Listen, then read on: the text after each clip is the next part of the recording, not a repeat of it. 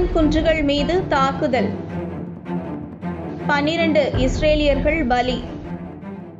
இஸ்ரேலின் கட்டுப்பாட்டில் உள்ள கோலன் குன்றுகள் மீது நடத்தப்பட்ட தாக்குதலில் ட்ரூஸ் மதத்தினர் 12 பேர் கொல்லப்பட்டுள்ளனர். இந்த தாக்குதலை தாங்கள் நடத்தவில்லை என தெரிவித்துள்ள ஹிஸ்புல்லா, இது இஸ்ரேலின் சதித்திட்டம் என குறிப்பிட்டுள்ளது. கோலன் குன்றுகளில் ஒரு பகுதியை சிரியாவிடமிருந்து இஸ்ரேல் ஆக்கிரமித்தது. அங்கு பூர்வீகமாக டுடூஸ் என்ற மதத்தினர் வாழ்ந்து வருகின்றனர். அவர்களும் இஸ்ரேல் குடிமக்களாக கருதப்பட்டு இஸ்ரேல் இராணுவத்திலும் பணியாற்றுகின்றனர். இந்த நிலையில் அங்குள்ள மஜ்தல் ஷாம்ஸ் என்ற பகுதியில் உள்ள கால்பந்து மைதானத்தின் மீது திடீர் தாக்குதல் நடத்தப்பட்டது. அங்கு விளையாடி கொண்டிருந்த மாணவர்கள் உட்பட 12 பேர் கொல்லப்பட்டுள்ளனர்.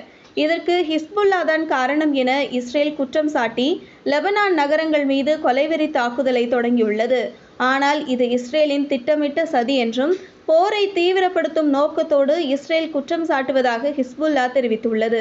இந்த தாக்குதலை தாங்கள் நடத்தவில்லை என ஹிஸ்புல்லா திட்டவட்டமாக மறுத்துள்ளது.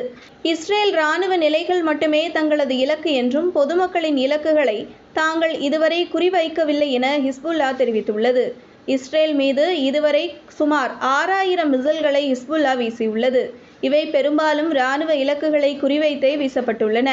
இந்த நிலையில் இந்த தாக்குதல் இஸ்ரேலின் அயன்டோமில் ஏற்பட்ட தவறு காரணமாக நடந்திருக்கலாம் என சுதந்திர விசாரணை அமைப்புகள் கூறியுள்ளன.